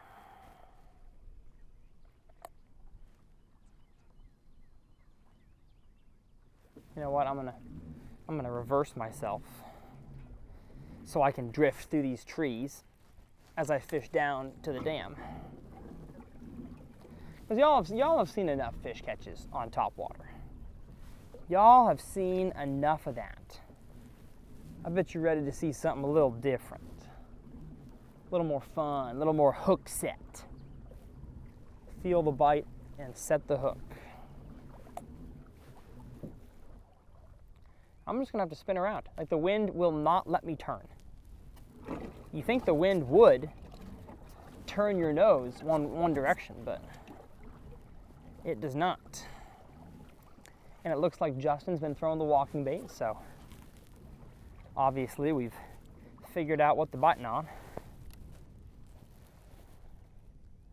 All right, found a nice grass edge over here, I think.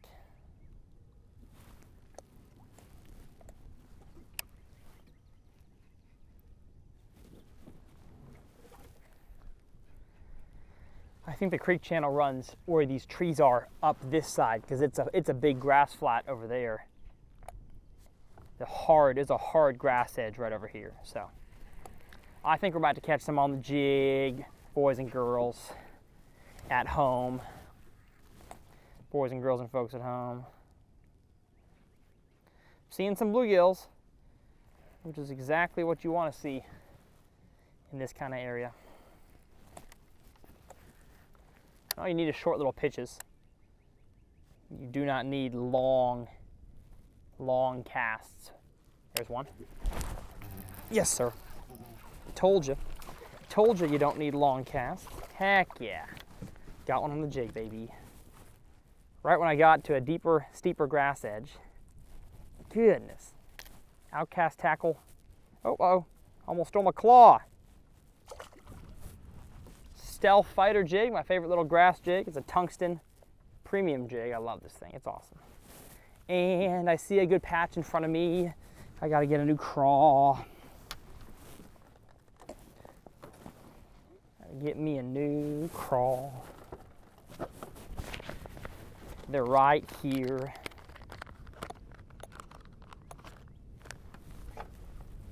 I'm gonna have to pedal to get back to that area I just missed one at. And I'm not gonna put scent on this one. See if it takes me a while to get a bite. If that's the case, maybe the scent is the deal.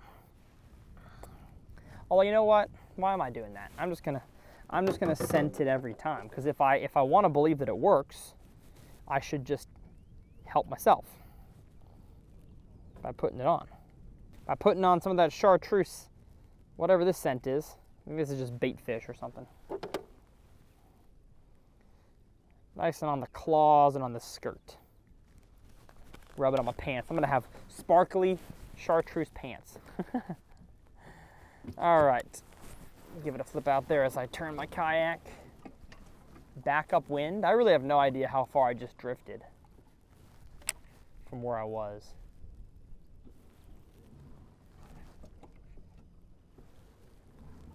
But if you find the good clumps and you find the good edges and you flip a jig over there, they have a hard time not saying yes to it. Trust me from experience. I have done this a time or two. Let me make sure my microphone is still going strong. Heck yeah, brother. This can be a good long uncut. Hopefully y'all are enjoying the process. And I feel like we have some rain coming. I feel like a mist is upon us, which is not ideal. I don't want to get rained out. But I also have not checked the radar.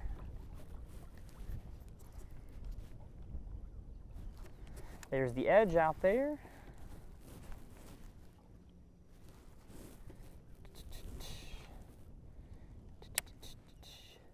What you think, Sasquatch? Yeah, it is fun out here. I would. Oh, good. So, testimonial. Would you be a member at private water fishing? Yeah, absolutely, he says. Heck yeah. There's a fish underneath my kayak.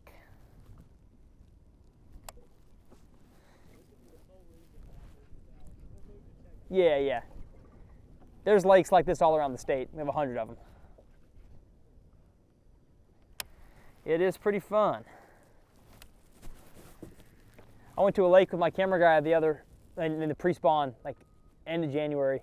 We caught a 946 and a 962 or something.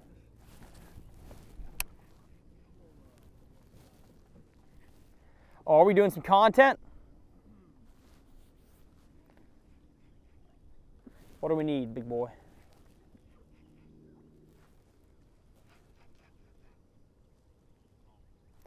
We're gonna do some talking to the camera, everybody. So I don't know if I'll leave this in the uncut or if we'll cut it out, but we're about to make some more social media magic.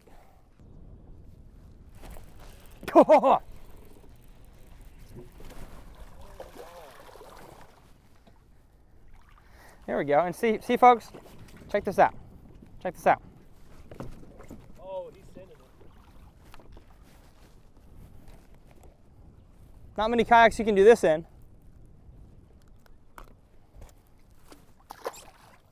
Now I gotta be careful getting back down. I could just kind of monkey y'all, monkey y'all around this thing. Oh gosh. I didn't fall out. Yeah, we were out filming the ending to the rigging of this video, of this kayak. And my camera guy Taylor is out in that one, just kind of fishing around. and he has to rescue a guy who flips his little $300 kayak. And I saw the guy later walking down the road like to get his truck, and he was not meant for that kayak at all. He lost his phone, lost everything. Flipping a jig next to the tree. Sorry for the few cuts there, folks. Just had a few things going on, social media wise, but now we're back. We are in the middle now of the tree forest. So you see on the drone shot, again, I hope I get drone shots of all this stuff, that there's lots of trees, but there's also more trees down there on the bottom, kind of in that old creek channel, that you can't even see. So this whole area is just kind of a really good area to fish.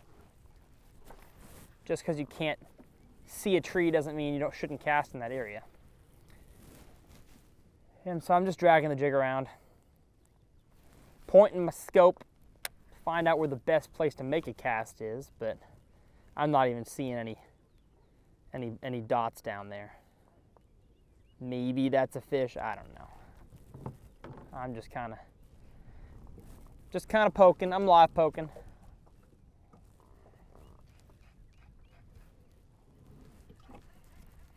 My wrist is kind of getting sore. I think it's from that sitting down hook set that I just did, if I'm being honest.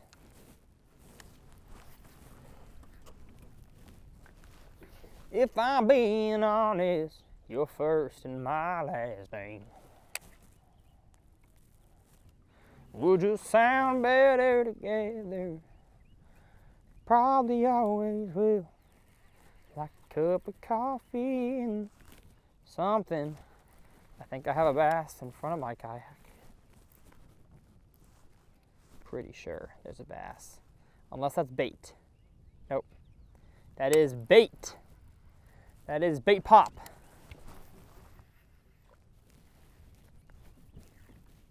I'm not sure how many bass are out here, to be honest. I know Justin caught a big one, but just judging where the fish are in the spawn process and how many I caught up shallow, I don't think I'm going to catch a whole lot out deep here. So I'm just going to make a few casts at these trees, but I really need to get back to the grass edge, to be honest. Need to get back to the edge. Don't get stuck. No! Oh, I got stuck. I got stuck on a tree with my jig.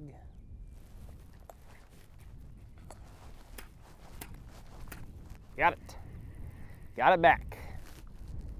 Scope around. Do I see anything juicy? Not much. There's a fish right here. Is he gonna eat? No. Did not. He's a crappie anyways, I feel. Feel like he's a cropper. Oh, dang. I thought I made a cast towards this tree that had a fish on it, but I was way off. Oh, is that a fish? Is that fish out there that I see on my live poke? If they are, I'm gonna catch one right here. They're not, it's just the tree that I'm seeing. I'm gonna go find, there's gotta be a grass edge on this side over here. I'm gonna go find it. I'm sick of live scoping around. I wanna catch a fish.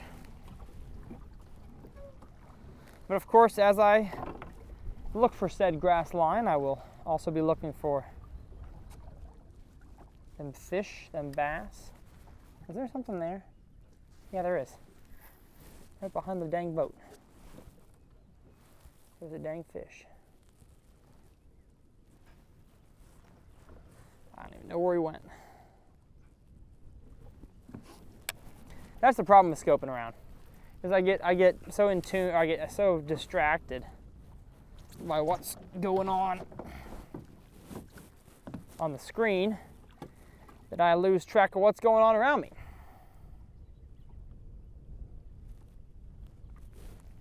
I'm just trying to see if there's any fish out here in the deepest water. It's almost 20 feet deep out there. Not a whole lot yet. Eventually there will be. Eventually a deep diving crankbait, a Carolina rig out here will smash. But not yet. The fish are not quite there yet.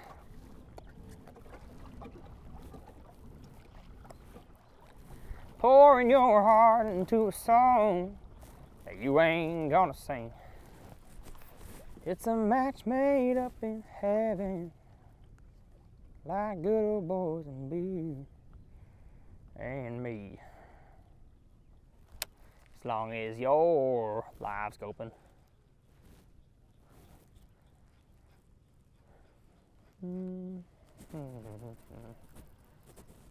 Seen some crappie, some bluegill, some bait fish. Not a whole lot of bass, not a whole lot of weed edge.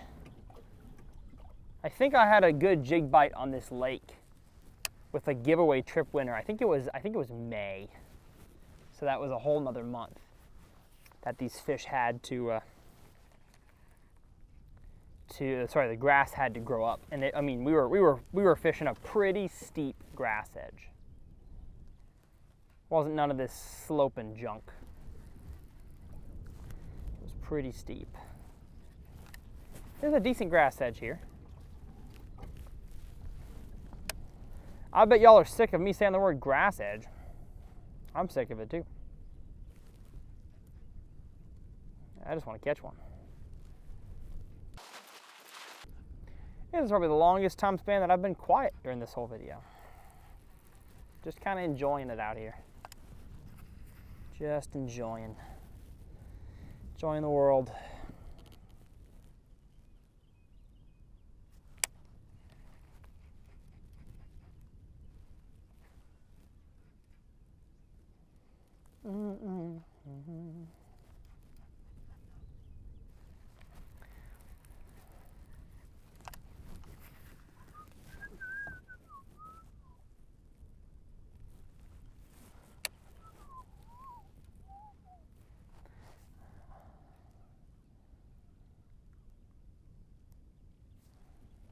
Come on, fish. Where you at, big boys? Or should I say, big girls? Big nasty bass. Where you at? What? Where you at?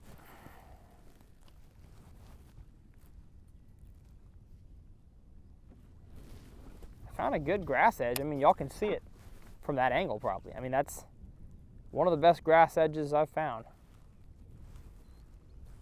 Got some bait out there, some small fish. I'm just more interested in, oh, that's a fish. Is it?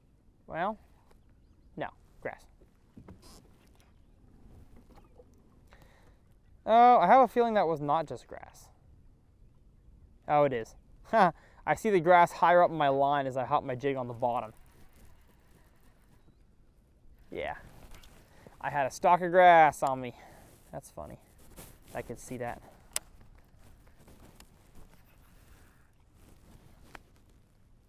I just really figured as I drifted here, there'd be more fish. But I mean, it's totally possible that they're just now post spawn. So yeah, an early summertime fish moved out there to that tree, but I didn't catch any more out there. I'm not really catching them on the weed edge here where I feel like I should. So it's possible they're still up shallow, cruising and roaming. So wouldn't color me surprised if that's the case.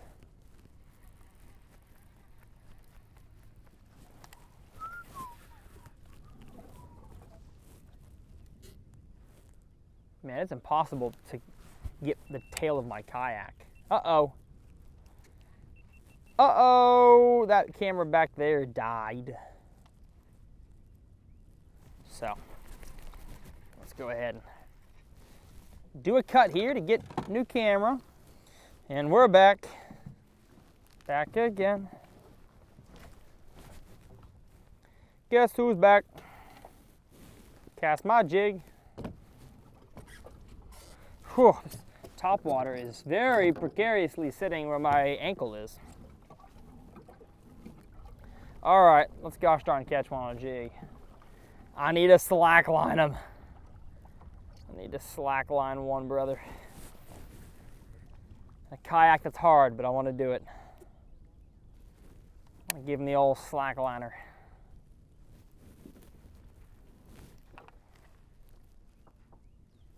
I want to give them such a slack line, they got a flat line. You know what I'm saying? Put that on a t-shirt. Slack line till they flat line.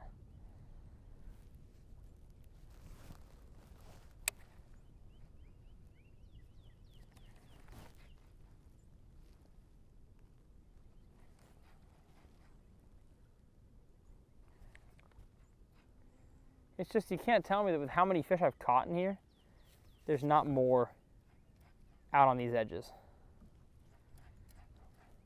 But maybe they're too deep for now. Maybe they're too deep.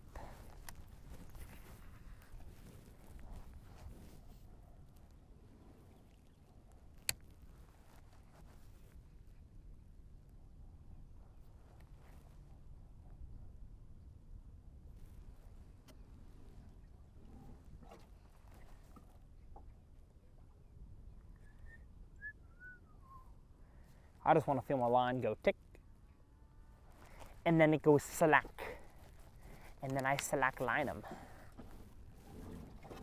That's what I'd like from all the boys and girls in this lake.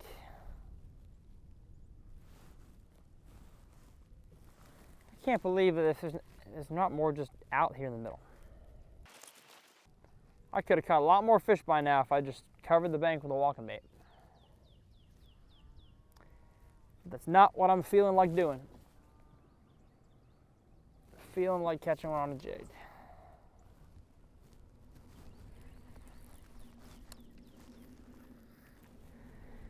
There's gotta be one that wants to eat my cricket. Gosh dang it.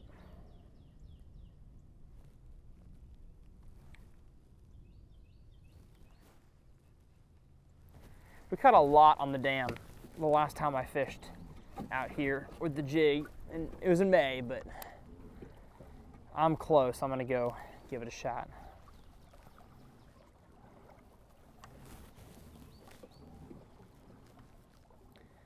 I can already tell the water clarity down here isn't as good as it is in other spots of the lake because of the wind, on account of the wind. That plus.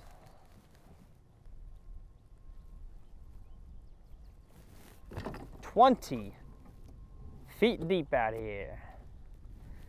Yeah, it's 20 feet deep out here. Gabagool. Get the gabagool. Any bass want to eat out here? There's some. Is that a bass or is that a crappie? Gives me major crappie vibes. Them marks do. Them marks do not give me bass vibes. Matter of fact, there's no way those are bass.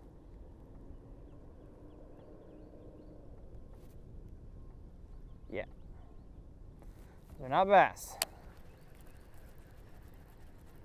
Those are crappies. Those are sac-a-lait, as the Louisianans call it. Sac-a-lait. Some specks. I got me a mess full of specks. Goodness, the wind loves to blow the back of this kayak, doesn't it? And I feel some mist. There's mist a brewing.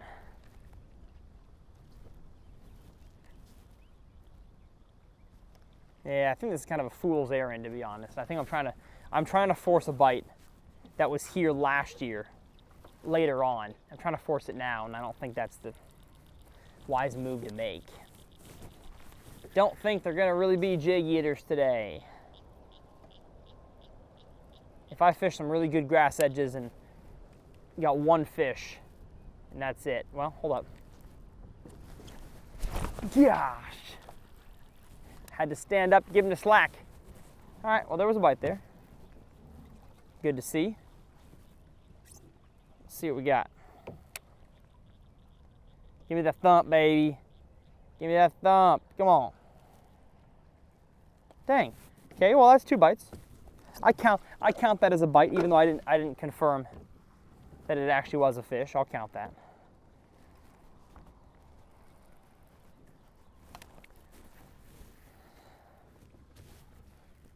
But we are down here by the dam now, and you for sure can't see on the drone shot, but there's a lot of deep grass. The edge is in like 15 feet. So definitely offshore fishing per se. I'm not fishing the bank. I'm close to the bank, but I'm not fishing the bank. Well, I think I see some out here on a stick. So I'm about to scope me one. Pretty sure I'm about to scope me one. Not the best cast, to be fair. Not the best cast at all. It's a fool's errand out here. It's all bluegill. That's all it is. All bluegill all the time. I don't even see a bass. That's all bluegill right there. Which is odd that the bluegill are not up shallow spawning. That's where they should be. We're kind of in between that phase where the bass have spawned and then the bluegill spawn. All right, they're not eating out deep, so enough of that. Enough tomfoolery in that department. I also gotta scooch my chair up a little bit because every time that I push my pedals to kind of like readjust my butt, I end up scooching the chair back. So I gotta tighten those suckers. There we go. There we go. Gonna fish this deep edge just for a second, just flipping around. See if I get one, and if not, we're gonna have to go back to the walking bait to get us our last few fish. It's been a dang fun uncut though, not gonna lie. One of the more fun ones that I've filmed in a long time. Caught a heck of a lot of fish today. No complaints here. All right, enough is enough with the dang jig. It's not doing it for me, man. I wish it would. I wish it would have done it for me, but not today. And that's okay by me, because they're gonna bite the walking bait if I give it a few more minutes. So let's head back on over to that bank that I didn't fish, that Justin probably fished, but I'm not sure if he had tied the walking bait on when he fished this, so. Making my way downtown. I'll probably see something to scope as I'm on the way, on the way over there. Usually how it works when you give up on a technique, you then see something immediately that you should try with that technique over again. Yep, there's some dang fish. I knew it.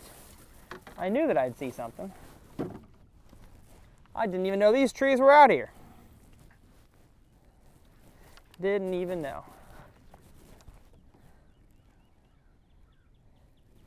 I'm falling right on him. You gonna eat it? Gosh, one of them ate it on the way down. He's not very big, but see that right there is the reason I have scope. The biggest reason, because you can see fish and just have a good time. Now, am I using that all the time? No. But as I was driving to a bank over there, it's like, oh dang, I see one. Heck yeah, I'm gonna go catch a fish. And I called my shot, and I caught one. And I don't really care what your thoughts are on this whole deal. because I like to reel them in. So am I going to become somebody who just chases these fish out here all the time? Heck no. No, I want to have more fun than that. I want to set the hook more than that. But you'd be dumb to think that I'm not going to know what's down there. Give myself a few extra fish catches and have more fun in life. Like, come on. Come on. Let a brother have more fun. And that's it. That's all she wrote, basically. Maybe I'll catch one more on the tree. Yep, there's one. Yes, sir. I saw that one come off the tree. You big? Are you big? Bigger. Bigger. Let's go. Get in here, buddy. Gosh, why are you not fighting that hard? All right, now, cool. Now you tear my face apart. Let's go. Yes. Stealth fighter to the face. And this is a nice one. This is a nice long fish. I should put this one towards my Fishing Chaos tournament. I'm gonna put the rod up front here. Let me grab my catch board. Stick it here. Stick it here, son. You hear? And of course, these are all length-based tournaments. Lay the fish down. Oh, and he's got like a funny lip to him that makes him longer. So he's a 17 and, oh, flip the camera. Whatever he is, I'll look at the measurement later. 17 and change. Skinny, long tournament fish. That's what I'm talking about. And now that we caught one, and we're having a good time, what's better than that? You know what I'm saying? What is better than that? What is better than that? All right, I'm gonna go back to that tree. I didn't even see that fish on that tree. He just kind of came out and smoked it in the column. And we're gonna get back to throwing topwater in the mystery of it all, to water that I don't know where the fish are here in a second, but I just gotta have some fun for a sec, all right? Sue me. Sue me because I wanna have fun.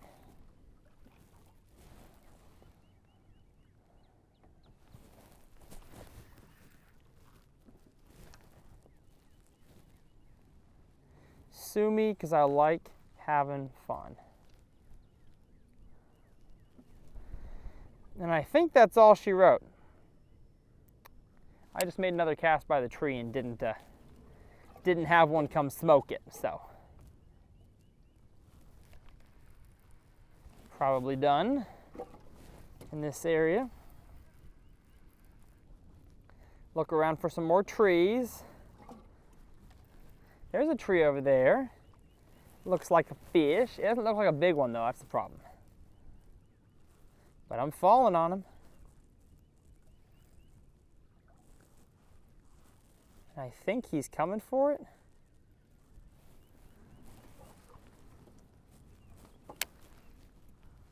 I don't know. Maybe, maybe not.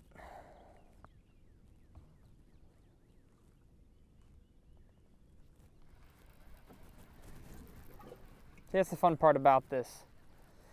So I caught a few bonus Jonas fish that I never would have caught. And I'm proud to say that, because I'm having fun. Having a blast. And if you're not having a blast, what are you doing?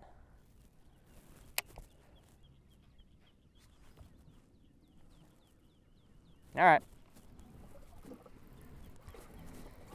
Unless I see more as I'm paddling, that'll be it there. Any pescados there? No. No pescados.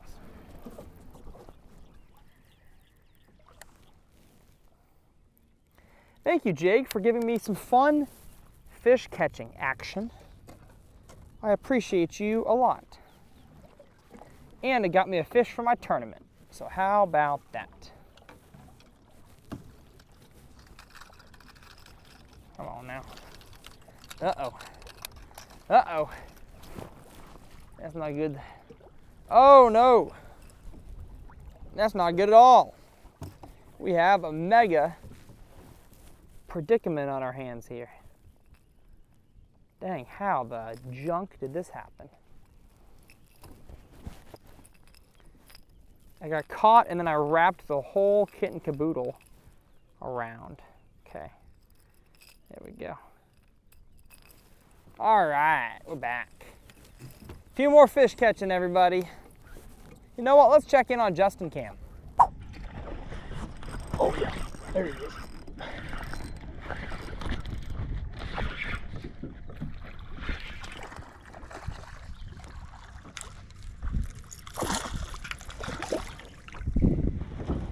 There he is. Do not. There's a spare treble, and that better not be going to my thumb. Oof. Where are you, fishies? Why can't I find you? Why have you gone away? Got a bite. Why won't you bite my chrome sexy dog? Dang it. That was it. I feel like it was a big one, but I don't think it was. He just ate it pretty voraciously.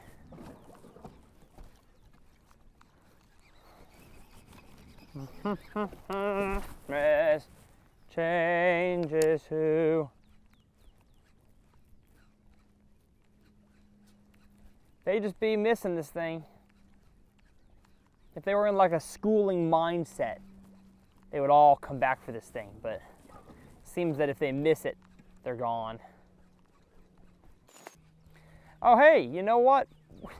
We've been not doing comment challenges. Dang. So we're getting all the way to the end of this video to do our comment challenge. And comment challenge today is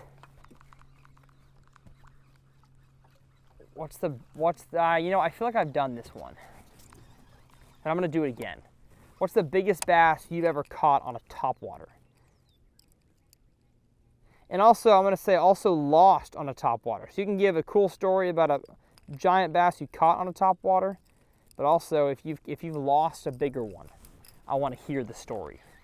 So comment that down below. I'd love to hear y'all's stories. And topwater stories.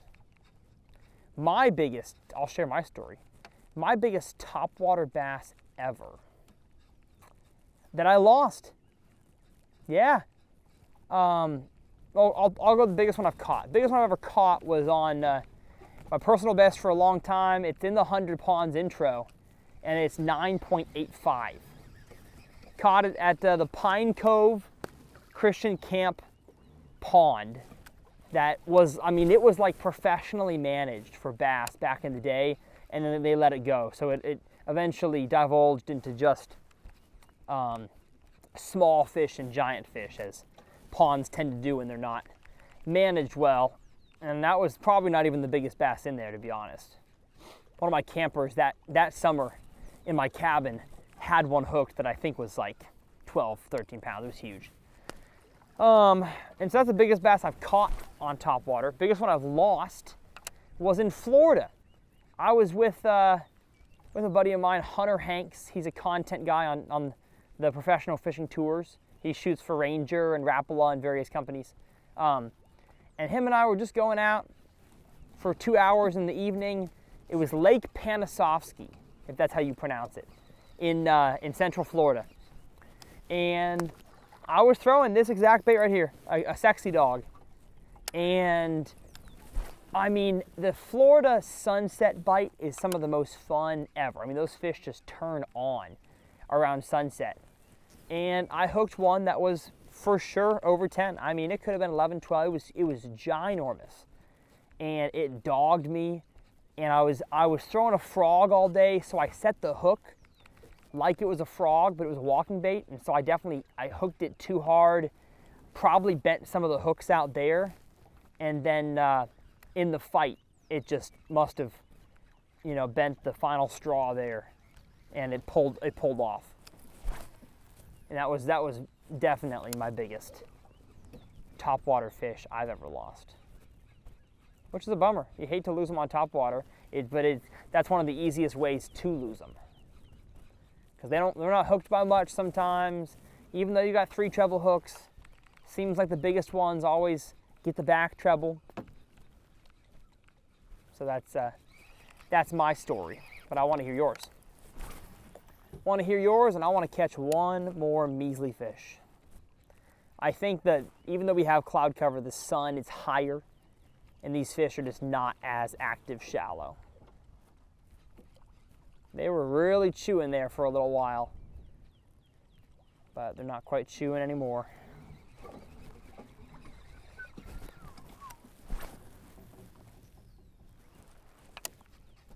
Come on now. Finish off the video.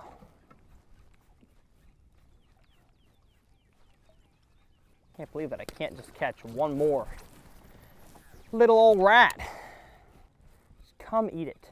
That's how you can tell the bite's really slowed. The weather looks similar, but it's much brighter. The fish have changed. If I'm not getting hardly any bites at all on my walking bait. I'm tempted to make like this my last cast on this thing.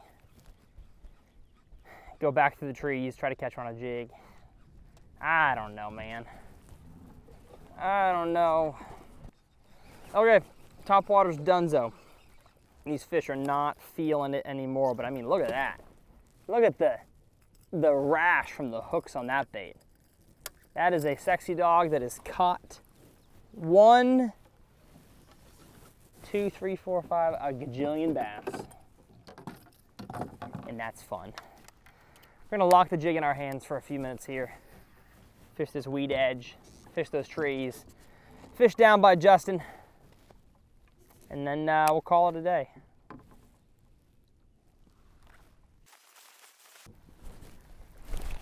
Yes, sir. I had to stand up to make sure I got the hook set in that bad boy. First cast back to some deep trees. We got us one on the stealth. Thank you, my friend, for biting the jig. Gosh, nothing like a jig bite. And you're probably like, Tyler, why do you keep standing up? I'm just not confident yet with a jig hook set on a kayak. I hope to get there, but I need to kind of stand up and give them the business, as we say here on the channel. And if you're new to the channel and you're not sure about the whole give them the business thing, you'll learn soon. I got something coming for you guys. If you're big fans of give them the business, I got something coming I think you guys are gonna like. So stay tuned for that. We got a, maybe it's a shirt. I don't know. It could be. Could be a shirt. Oh, uh-oh. Okay, there's a kayak hook set. How about that? Oh, well, see, I lost him. See, that doesn't happen when I stand up. When I give him a nice bank fishing or bass boat hook set, I don't lose those fish. So maybe I need to fish. Yeah, that was not a fish, that was a stick. Maybe I need to fish more heavy action rods if I'm gonna kayak fish with a jig. Wonder if that could increase the hookup ratio there. Either way, happy I caught some fish. Happy y'all watched. We'll see you guys back on the bank. 'Cause I'm gonna be honest, the first time launching this thing in the water went fantastic, and I thought, how am I gonna get the kayak back on the trailer and then pull it out? And I guess it's heavy enough that it actually didn't slide at all. Now Justin got his on shore, so we're gonna have to hand load that. But hey, hope you guys enjoyed the video. If you did, hit that subscribe button. If you wanna see my previous kayak uncut and one of my favorite uncuts, I will leave them up here in the corner. I will leave, of course, all my tackle, the kayak I was in, everything down in the video description. You have a good time today? That was a question. Oh, you're talking to me? Yes, had class. He was in his own little world over there. Yeah, we had a good time fishing a jig, fishing a topwater, Nothing like it. So if y'all want to see more kayak uncuts, let me know down in the video description. If you want to see more river stuff, you want to see more lake stuff, whatever you want to see, I want to hear from you. My name is Tyler. As always, it's a pleasure, and we'll see you guys next time right here on Uncut.